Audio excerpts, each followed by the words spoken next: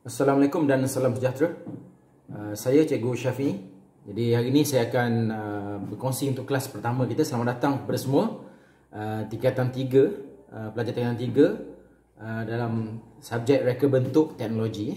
Jadi hari ini kelas pertama kita, saya akan berkongsi apakah keperluan kelas kita pada hari ini. Yang pertama, kita akan gunakan buku teks lah. Ini dia buku teks tingkatan 3 reka bentuk teknologi. Ini gambar dia. Jadi harap semua ada. Kalau belum ada tu, cepat-cepat pergi ambil kat sekolah ataupun suruh ayah-ayah pergi ambil. Dan seterusnya kita perlukan buku tulis ataupun lembaran kerja lah. Buku tulis kosong boleh guna, yang bergaris tu, dan A4, kertas A4 untuk kita melukis di atas lembaran kerja.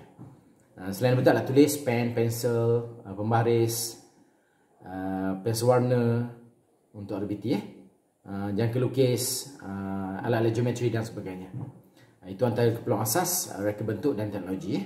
Jadi untuk hari pertama ni, saya nak share tentang kandungan apa yang kita akan belajar pada tingkatan 3 tahun ni, 2021.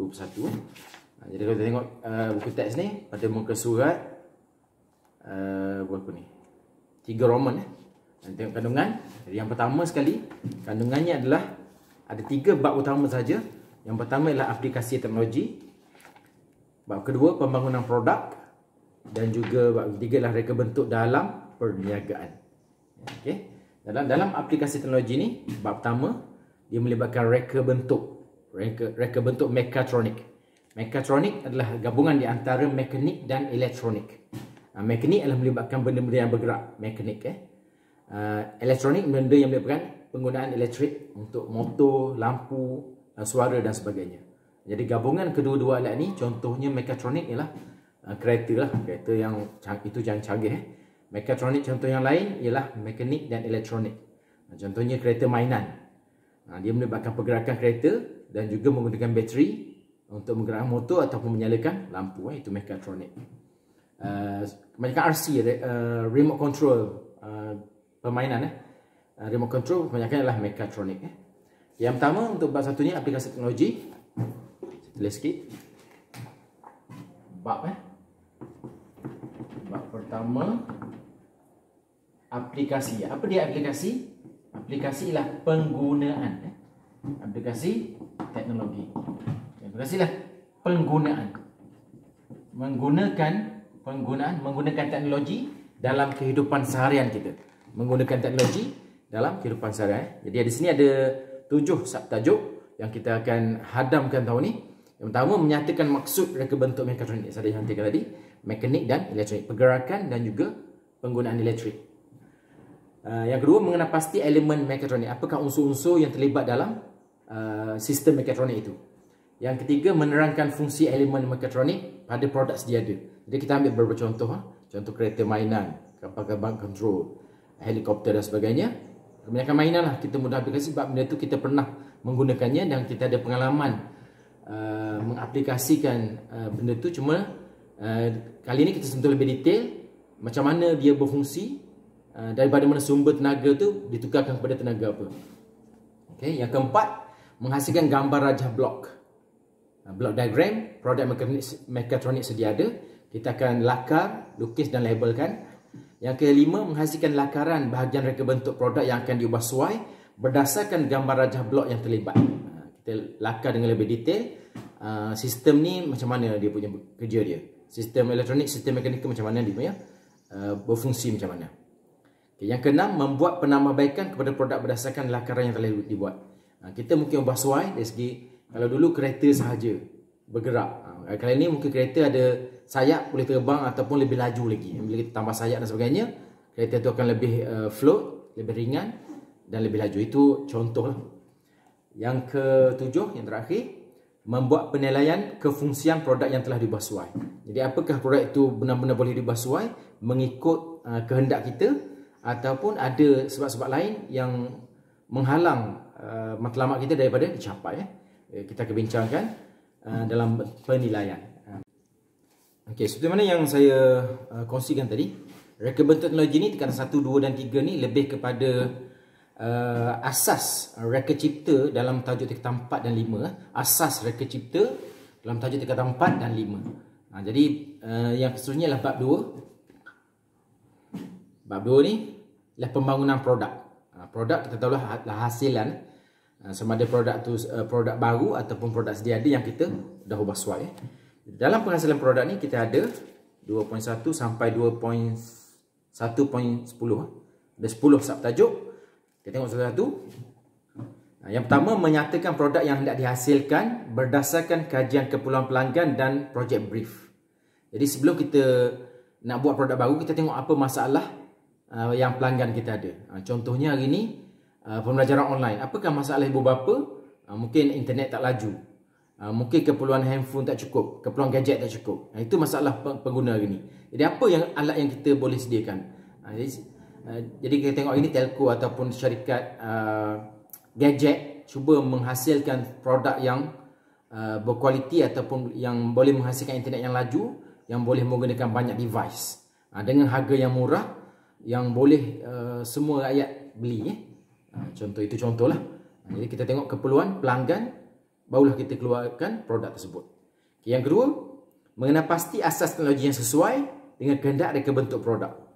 Mengenal pasti asas teknologi yang sesuai dengan kehendak reka bentuk produk. Jadi kalau produk tu reka bentuk dia terlalu besar, tidak sesuai pula untuk kegunaan dalam rumah. Kalau kecil sangat, hilang, mudah hilang. Jadi produk tu mungkin sebesar buku ni pun okey, bentuk modem ke, bentuk apa ni, satu peranti ataupun gadget yang boleh menghantar signal, mengambil signal daripada pencawang telco dan menghantar kepada device-device yang lain dalam rumah. Okey. Oh, lampu baru nyala. Ini pun elektronik ni. Lampu saya dah buka lama tadi. Baru nyala. Okey, seterusnya yang ketiga, merancang konsep, elemen dan prinsip reka bentuk yang disetujui dalam bentuk lakaran.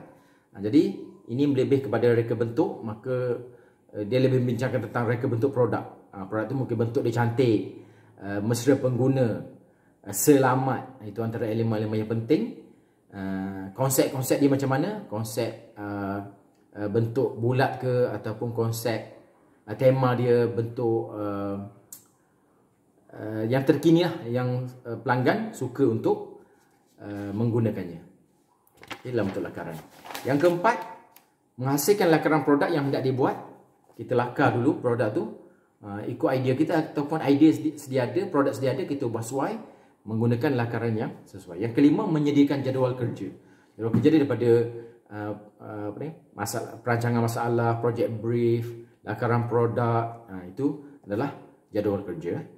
Yang keenam, membuat senarai bahan, peralatan dan bajet produk. Jadi sebelum kita buat sesuatu alat ataupun nak menyediakan satu produk, kita mesti ada apakah bahan-bahan yang diperlukan, kertas, besi. Itu unsur elemen yang diperlukan, bahan-bahan, perspek, gam, gunting dan sebagainya. Itu bahan yang diperlukan. Bahan, peralatan dan bajet. Okay. Tengok anggaran kos berapa. Kita tak tahu semua barang-barang berapa kos, jadi kita anggarkan kos dia berapa. Kita pergi bajet. Biasa cari kat DIY lah, ataupun barang hardware lah. Banyak bahan-bahan mentah untuk menghasilkan produk tu banyak dijual kat DIY ataupun kedai hardware. Okay. Yang ketujuh, menghasilkan produk berfungsi atau berfungsi sebahagian. Okay. Kalau kita menghasilkan model produk tu dalam bentuk tidak berfungsi, dia bentuk sketul macam tu je lah. Tapi kalau kita sediakan satu produk atau prototype, biasanya dia berfungsi ataupun berfungsi sebahagian. Contohnya kereta mainan. Okay. Dia boleh bergerak tapi kita tak boleh naik. Itu adalah produk yang berfungsi sebahagian. Okay. Yang ke-8, membuat pengujian dan penilaian kefungsian serta kesesuaian produk. Sebelum kita pasarkan ataupun kita nak keluarkan dengan kuantiti yang lebih banyak, maka kita test dulu produk tu sama ada dia sesuai ataupun dia telah memenuhi kehendak pelanggan kita dari segi fungsi dan juga banyak elemen-elemen keselamatan dan keselesaan yang lain. Yang ke-9, membuat cadangan penambahbaikan produk berdasarkan laporan keputusan ujian. Sekali lagi, membuat cadangan penambahbaikan produk berdasarkan laporan keputusan ujian. Daripada ujian tadi, kita buat penambahbaikan. Mungkin bentuk dia perlu lebih bulat lagi supaya tidak mengalami kecederaan, ataupun tengok result ujian tu macam mana, kita boleh buat penambahbaikan di situ. Dan yang terakhir, yang ke-10, menyediakan dokumentasi. Ini yang paling penting sekali. Jadi dokumentasi ni boleh dalam bentuk lakaran, boleh dalam bentuk carta ahli, carta kerja. Dan yang paling latest hari ni, dokumentasi dalam bentuk video lah. Kalau boleh, kita boleh buat video tu daripada awal produk tu kita beli kat kedai, kita dah buat video apa bahan-bahan yang diperlukan. Kemudian balik kita potong-potong bahan tu pun kita dokumentasi dalam bentuk video. Kemudian kita cantumkan, kita proses membuat tu semua, kita rakam, dan akhirnya produk tu siap dan kita buat ujian dengan video juga. Ini biasa dibuat dalam oleh YouTuber, yang mana dia mendapat view yang banyak lah. Daripada benda tiada, dia adakan dan dia test ujian. Kalau ujian tu berjaya, pun ramai view. Kalau ujian tu gagal, lagi ramai view yang dapat daripada video tersebut. Itu bentuk dokumentasi yang mudah lah. Yang mana kita tak perlu cakap banyak, kita tak perlu tulis laporan banyak. Memadai video yang bercakap untuk kita. Memadai gambar-gambar tu akan bercakap untuk kita. Satu gambar menceritakan 1000 peristiwa, ataupun biar gambar yang berbicara. Satu gambar mengesahkan 1000 cerita. Itu dari segi dokumentasi lah. Bab yang terakhir, bab 3 nanti, kita akan sentuh tentang reka bentuk dalam perniagaan. Jadi kenapa perniagaan? Jadi hari ini memang banyak kerja ataupun pendapatan negara bersumberkan daripada perniagaan. Bukan lagi makan gaji sebagai pilihan utama graduan-graduan universiti. Memang dia nak makan gaji, tapi akhirnya tak dapat makan gaji. Akhirnya dia bekerja sendiri dengan membuat bisnes produk ataupun bisnes servis. Perniagaan ada 2 jenis yang utama. Yang pertama, kita menghasilkan produk ataupun kita jual produk yang sedia ada. Yang kedua, kita jual servis kita. Contohnya Grab, Grab Food, Grab Car, semua tu adalah servis. Mesa rumput, semua tu servis. Kalau produk ni yang jual baju, yang jual makanan, semua tu itulah produk. Baik, dalam bab 3 ni kita akan menyentuh 7 sub tajuk reka bentuk dalam perniagaan. Yang pertama, menyatakan maksud pemasaran. Dalam perniagaan, satu bidang yang penting ialah pasaran. Mana kalau tak ada pasaran, produk tu tak laku lah. Pemasaran. Pemasaran kita pasarkan, maknanya ada orang nak beli, ada orang nak guna servis kita. Itu pemasaran. Yang kedua, menerangkan peranan reka bentuk dalam pemasaran. Macam mana reka bentuk pemasaran kita nak buat tu. Pemasaran ada reka bentuk juga ke? Kita tengok nanti macam mana reka bentuk pemasaran. Mengenai pasti kaedah reka bentuk pengiklanan. Kita buat pengiklanan dalam bentuk flysheet, dalam bentuk audio, dalam bentuk video. Dan sekarang paling viral dalam bentuk video lah. Video viral menerangkan bentuk pengiklanan produk. Yang keempat, memilih kaedah reka bentuk pengiklanan yang sesuai untuk memasarkan produk ini dihasilkan. Kita pilih nak bentuk gambar ke, poster ke, kain rentang ke, banner, ataupun billboard dekat tepi highway tu, ataupun dalam bentuk video. Yang mana paling berkesan sebenarnya? Nanti kita tengok. Saya rasa pelajar dah boleh jawab. Yang mana paling berkesan sekali? Audio, visual ataupun video. Gabungan visual dan audio. Yang mana paling berkesan? Mestilah video. Ini kalau kita tengok pun dalam grup WhatsApp kita penuh dengan video-video. Janganlah gambar-gambar ataupun audio-audio. Kebanyakannya adalah video hingga memenuhkan memori dalam telefon kita, gadget kita. Okey. Seterusnya, yang kelima, menganalisis kaedah reka bentuk pengiklanan yang dipilih. Kita analisis dulu. Kalau kita nak pilih bentuk video, bentuk gambar, adakah berkesan? Gambar apa nak guna? Video apa nak guna? Kaedah apa yang kita nak guna? Yang keenam, membuat rumusan kaedah reka bentuk pengiklanan yang sesuai dengan produk. Yang mana kita nak guna, kita rumuskan. Okey, kaedah ni kita nak ambil. Kita buatlah. Yang kedua, menghasilkan reka bentuk pengiklanan. Kita akan hasilkan produk reka bentuk itu dalam bentuk video ataupun gambar. Kita hasilkan. Itu adalah produk yang terakhir untuk pemasaran reka bentuk dalam perniagaan. Okey, jadi itu adalah antara tajuk yang kita akan hadam pada tahun ini. Jadi jangan ke mana-mana, Jangan ke mana-mana, stay tune. Pastikan anda di channel yang betul. Baik, tugasan untuk hari ini ialah pelajar simple je. Pelajar tolong sediakan satu buku tulis dan salin semua apakah bentuk kandungan ini.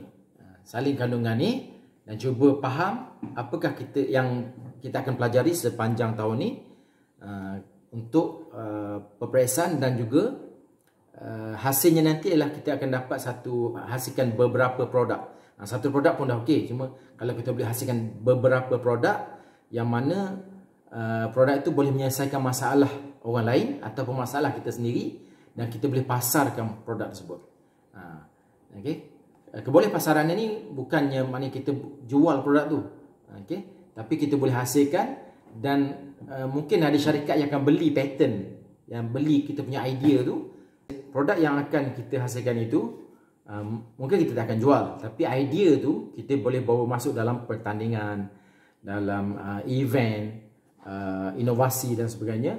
Pertandingan inovasi ni mencipta bahan-bahan baru ataupun inovasi yang mana bahan-bahan yang baru sudah ada, kita ubah suai menjadi lebih baik dan mendapat anugerah, berbagai-bagai anugerah lah. Jadi itu saja untuk hari ini. Ya, tugasan pelajar ini ialah menyalin kandungan yang ada, snap dan postkan PM pada saya. Saya akan follow up melalui WhatsApp ataupun Telegram. Itu saja untuk hari ini. Tonton sampai habis video ni untuk mendapatkan maklumat-maklumat yang tepat, telus dan berkesan. Itu saja. Terima kasih. Assalamualaikum. Jangan lupa like, share dan subscribe channel ini untuk saya kongsikan lagi banyak input-input yang berguna dalam reka bentuk teknologi tingkatan 3 pada tahun ini. Jadi jadi jangan ke mana-mana, stay tune. Pastikan anda di channel yang betul. Dan kita pun dapat duit lah. Okay, itu satu matlamat yang akan kita bawa untuk RBT. Cut.